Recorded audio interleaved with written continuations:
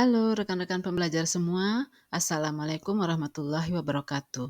Bertemu lagi kita untuk membahas akuntansi sukuk. Kita membahas akuntansi dari sisi investor. Video pertama ini mendiskusikan konsep dan pada video kedua akan dibahas contoh kasusnya. Mari sama-sama kita simak. Akuntansi untuk investor sukuk pada dasarnya sama dengan akuntansi untuk investasi pada surat berharga lainnya. Nah, terdapat 3 jenis pencatatan dan di mana ketiganya ini bukan alternatif yang bisa dipilih, tetapi merupakan konsekuensi dari sifat investasi itu sendiri. Yang pertama adalah dicatat pada biaya perolehan atau BP, di mana investasi diakui sebesar nilai perolehan dan diamortisasi sesuai kondisi premium atau diskon yang ada. Yang kedua adalah diukur pada nilai wajar melalui laba rugi, di mana investasi dicatat dan disajikan sebesar nilai wajar atau harga pasar, dan perubahan harganya disajikan sebagai laba rugi di laporan laba rugi.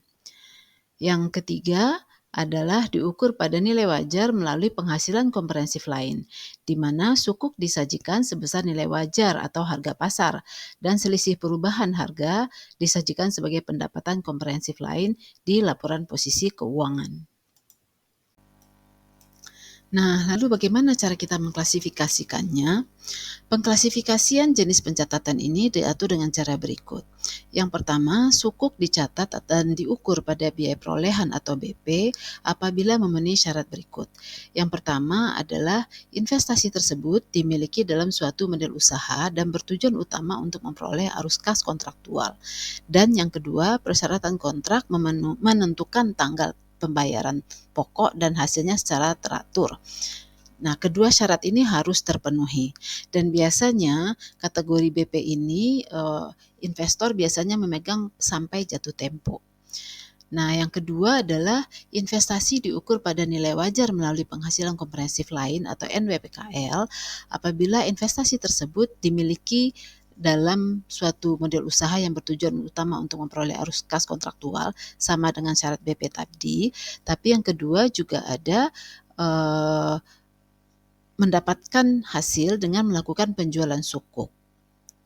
Nah, apabila persyaratan untuk BP dan EWPKL di atas tidak terpenuhi, maka sukuk diukur pada nilai wajar melalui laba rugi atau NWLR. Dan berikut adalah pengklasifikasian yang perlu kita pahami.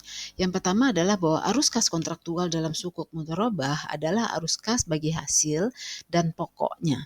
Sedangkan untuk sukuk ijarah, arus kas kontraktualnya adalah arus kas imbalan atau ujroh atau hasil sewanya. Dan entitas tidak dapat mengubah klasifikasi investasi kecuali terjadi perubahan tujuan model usaha. Lalu bagaimana sukuk diakui dan diukur? Nah, yang pertama, entitas mengakui investasi pada sukuk pada tanggal perdagangan atau penyelesaian transaksi dalam pasar yang lazim. Yang kedua, entitas mengakui investasi sebesar biaya perolehan. Dan yang ketiga, biaya perolehan sukuk BP dan EWPKL diukur pada biaya perolehan termasuk biaya transaksi. Dan biaya perolehan diukur pada NWLR tidak termasuk biaya transaksi di dalamnya. Nah, untuk investasi pada sukuk yang diukur pada BP dan EWPKL, selisih antara biaya perolehan dan nilai nominal diamortisasi secara garis lurus selama jangka waktu sukuk dan diakui sebagai beban amortisasi sukuk dalam laporan laba rugi. Kemudian untuk investasi sukuk yang diukur pada NWLR, selisih biaya perolehan dan nilai nominal diakui langsung sebagai beban investasi. Nah, bagaimana dengan pencatatan perubahan harga pasar? Untuk NWPKL, keuntungan atau kerugian dari perubahan harga pasar, yaitu harga pasar dikurangi dengan nilai tercatat sebelumnya, itu diakui dalam penghasilan komprehensif lain, yaitu merupakan akun keuntungan yang belum terrealisasi. Kemudian nilai tercatat sebelumnya adalah nilai nominal ditambah biaya transaksi yang belum diamortisasi dan ditambah atau dikurangi dengan perubahan harga pasar yang telah diakui di periode sebelumnya. Sementara untuk EWPKL, ketika investasi dihentikan atau dijual, akumulasi keuntungan atau kerugian yang sebelumnya diakui dalam penghasilan komprehensif lain direklasifikasi ke dalam laba rugi. Sementara itu, untuk NWLR, keuntungan atau kerugian dari perubahan harga pasar diakui dalam laba rugi, yaitu pada akun keuntungan belum terrealisasi. Sementara nilai tercatat sebelumnya itu adalah nilai nominal ditambah biaya transaksi yang belum diamortisasi. Dan untuk NWPKL, ketika investasi dihentikan atau dijual, yang diakui sebagai keuntungan atau kerugian penjualan hanyalah perbedaan harga jual dengan nilai tercatat sebelumnya. Karena keuntungan belum terrealisasi sebelumnya, itu sudah dicatat dan masuk ke dalam laba rugi. Sehingga yang perlu dicatat sebagai laba rugi pada saat penjualan hanyalah yang terjadi di periode terakhir. Nah, sukuk juga bisa mengalami penurunan nilai, yaitu apabila aset pendasarnya mengalami perubahan nilai juga.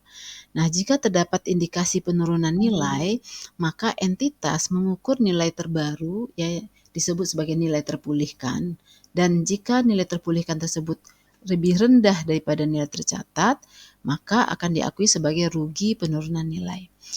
Dan pada NWPKL diakui pada rugi penurunan nilai yang diakui setelah memperhitungkan saldo dalam penghasilan komprehensif lain. Jumlah terpulihkan merupakan jumlah yang akan diperoleh dari pengembalian pokok tanpa memperhitungkan nilai kini. Nah, dari tadi kita sudah menggunakan istilah nilai wajar. Nah, untuk itu kita perlu paham dulu apa yang dimaksud dengan nilai wajar. Nilai wajar sebenarnya sama dengan harga pasar. Hanya saja ada 3 cara kita menentukan harga pasar. Yang pertama adalah memakai kuotasi harga di pasar aktif apabila terdapat pasar aktif untuk surat berharga tersebut. Nah, apabila pasar aktif tidak ada, maka kita bisa memakai harga yang terjadi dari transaksi terkini, ya. Apabila harga transaksi terkini juga tidak ada, maka kita akan memakai nilai wajar instrumen sejenis.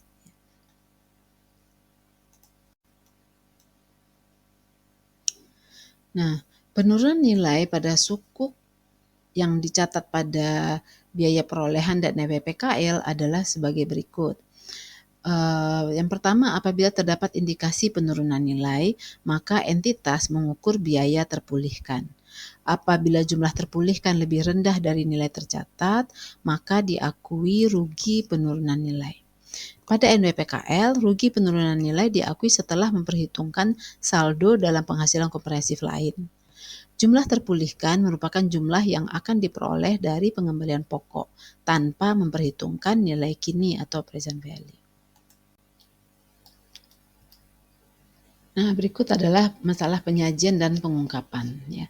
Pendapatan investasi dan beban amortisasi kita sajikan secara neto dalam laba rugi, ya. Sementara entitas juga harus mengungkapkan hal berikut di catatan atas laporan keuangan, yaitu mengenai klasifikasi sukuk berdasarkan jumlah investasi yang ada, kemudian tujuan model usaha yang digunakan, yang ketiga adalah jumlah investasi yang direklasifikasi jika ada dan apa penyebab investasi tersebut, serta yang keempat adalah nilai wajar untuk investasi yang diukur pada biaya perolehan.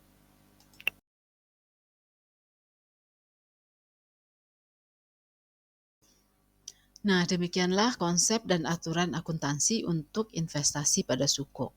Silakan mengikuti video berikutnya untuk akuntansi contoh kasus terkait investasi pada sukuk. Kita akan praktik pencatatannya. Terima kasih atas perhatiannya, semoga bermanfaat. Assalamualaikum warahmatullahi wabarakatuh.